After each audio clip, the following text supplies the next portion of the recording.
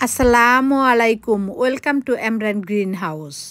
ভিডিওটি ওপেন করার জন্য মেনি থ্যাঙ্কস। আই হোপ সবাই ভালো আছেন এবং এমরান চ্যানেলের সঙ্গেই আছেন। মাছ রান্নার ভিডিও নিয়ে এসেছি, আশা করি সবার ভালো লাগবে। এই যে দেখতে পাচ্ছেন দুটো মাছ, এই দুটো মাছ একেবারে ফ্রেশ এবং তাজা ছিল। ওয়ার্ল্ড ফিশ মার্কেট থেকে এনেছিলাম। আর এই যে 2-1 মিনিট আগেই মুসুরের ডাল দিয়ে লাউ রান্না করে নিলাম। এভাবে মাঝে মধ্যে ডাল দিয়ে লাউ রান্না করলে দেখতে যেমন ভালো লাগে, খেতেও অনেক টেস্ট হয়। তাছাড়া রান্নার ভিন্ন ভিন্ন স্বাদ, সৌন্দর্য এবং বৈচিত্র্য আনার জন্যও কিন্তু আমরা এমনটি করতে পারি। আজকে মাছ রান্না করব সিম দিয়ে। এখানে কিছু পার্পল এবং গ্রিন কালারের সিম নিয়েছি।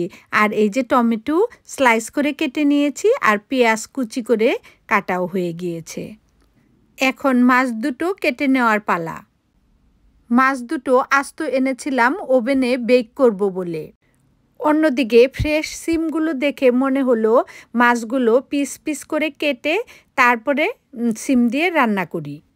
এছাড়া মাছ কেনার সময় গ্রোসারি এবং সুপারমার্কেটের লোকদের আপনি যেভাবে বলবেন কিংবা আমরা যেভাবে বলি ওইভাবেই পিস করে দেয়। এই কারণেই বাসায় মাছ তেমন একটা কাটাই হয় না। মাছ দুটোকে কিছুক্ষণের জন্য ফ্রিজারে রেখেছিলাম। মাছে একটু আইসি ভাব, অন্যদিকে নাইফটাও ছিল শার্প কম। যদিও একটু কষ্ট হচ্ছে কাটতে, মাইন্ড যেহেতু চেঞ্জ করেছি, এই যে সবজি দিয়ে রান্না করব তো কাটতে তো হবেই। সবই হবে, ভাবি, আপু এবং ভাইয়ারা। মাছ কাটা হবে, রান্না হবে, আপনাদের সঙ্গে গল্পও হবে। শুধু একটু ধৈর্য নিয়ে লাইক শেয়ার দিয়ে দেখতে থাকুন এবং আমার সঙ্গে থাকুন। এই তো দেখুন মাছগুলোকে কাটার পর সুন্দর করে ক্লিন করে তারপর হলুদের গুঁড়ি, মরিচের গুঁড়ি আর স্বাদ মতো লবণ দিয়ে মেখে নিয়েছি। এগুলোকে হালকা করে ভেজে নিব, তারপরে রান্না করব। এভাবে মাছ ভেজে রান্না করলে মাছের থেকে যে একটা হালকা গন্ধ আসে, সেই গন্ধটা পরে আর থাকে না, আর খেতেও হয় দারুণ টেস্ট। এই তো সিমগুলো পানি দিয়ে ক্লিন করে নিলাম। এই তো মশলা বক্স থেকে কি মশলা ইউজ করব অবশ্যই বলবো, আর অন্য সব কিছু আমার রেডি। এখন শুধু রান্না করার পালা। অলরেডি স্টোভে ফ্রাই প্যান দিয়ে তার ভিতরে হালকা একটু তেল দিয়ে দিয়েছিলাম। এই যে ঠিক এভাবে মাছগুলোকে হালকা করে ভেজে নিব। আপনি ইচ্ছা করলে মাছ ভাজাটা স্কিপও করতে পারেন। আর যাদের ডায়াবেটিক্স আছে তারা মাছ না ভেজে এমনিতে রান্না করলে সেটা স্বাস্থ্যের জন্য অনেক ভালো। মাছগুলো ভাজা প্রায় শেষের দিকে। সপ্তাহে কিন্তু 2-1 দিন মাছ এভাবে ভেজে রান্না করলে ভালোই লাগে।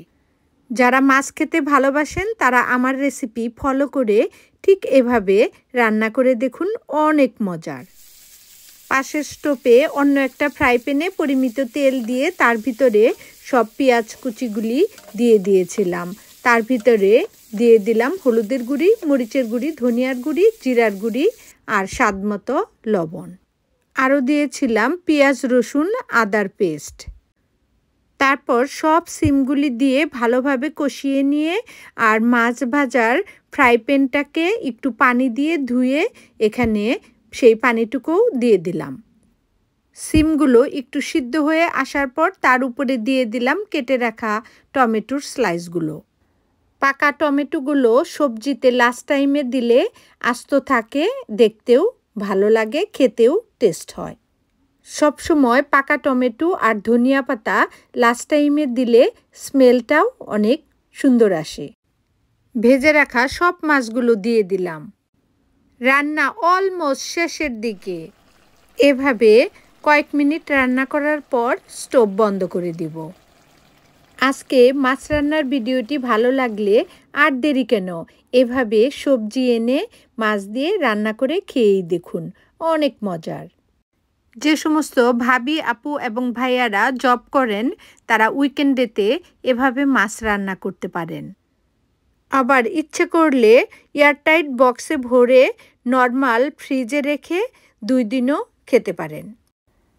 এয়ারটাইট বক্সে রাখার সুবিধা হলো ফ্রিজে অন্য খাবারে মাছের গন্ধটা যায় না, আর এছাড়া 2 দিন পর্যন্ত মাছের সেম স্বাদ থাকে।